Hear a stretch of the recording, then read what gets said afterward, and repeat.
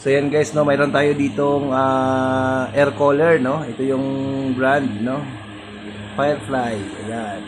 So tingnan natin kung magkano yung kino-consume nito na kuryente, no, kapag ginagamit natin ito. Ayan, so gamit ulit tayo guys ng watts meter. Ayan. 53 watts yung kanyang kino-consume per hour, no. So yan po ang kanyang consumption kapag ginagamit natin yung ganito, no. So kaso parang mahina naman yung hangin nito, no. So pang misting lang ito yung ganitong design. Ayan. Ayan, so ayan, no. Pang misting lang siya talaga.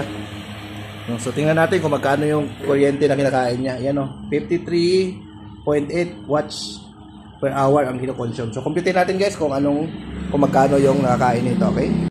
Okay, yun nga guys, nandito tayo sa ating calculator ngayon. Compute natin guys kung magkano yung consumption ng isang air cooler, no, na ganitong brand, no, Firefly, no. So ang reading natin na nakuha kanina gamit yung ating watts meter, no, mayroon siyang 53 watts, no, 53 watts per hour yung kanyang consumption.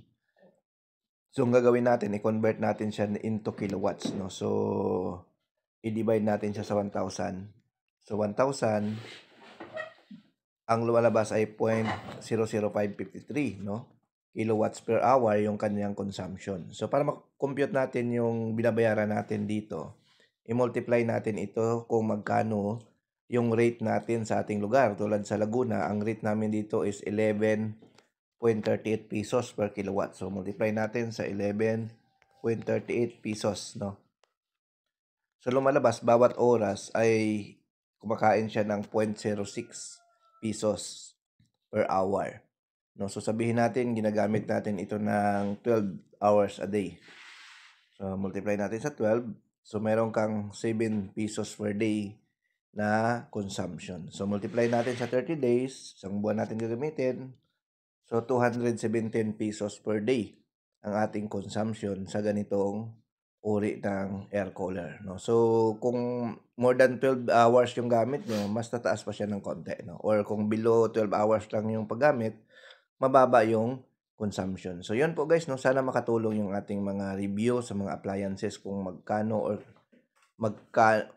gaano kalakas kumain ng kuryente, no, ang isang appliances. So marami pa tayo guys ilalabas ng mga video, no, ibang appliances, no. So subaybayan nyo lang yung next video natin na i-upload about sa mga consumption ng mga appliances. Okay, bye-bye.